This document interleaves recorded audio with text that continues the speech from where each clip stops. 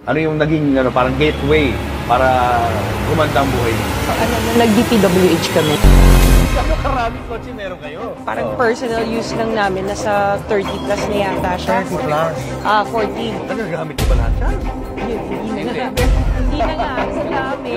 Yung Cadillac, ito yung sports niya. Encon Navigator, GMC Denali, Grand Wagoneer, pinaship ko from the US, Suburban, Alphard, Dodge Ram, Honda Tundra, Toyota Sequoia, the TRT Pro, Capstone yung high-end niya, yung X5, F-Pace, Altera, GLS, Volvo XC90. This is the autobiography Range Rover. The Evoque, Defender, not LM, yung Lexus, yung LC2, Savannah, the Ford Bronco, Benz GLE, X7, Sprinter, Gladiator, this is the Porsche, yes, Cayenne, Maserati, G63, Benz na Avantgarde, ito yung Bentley. Kaya nagustuhan ko to, may wine glass din sa sulog.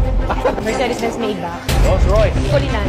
Naka-interior siya ng Hermes Orange. Mayaman ka nga, galing naman sa nakaw yung kayamanan mo.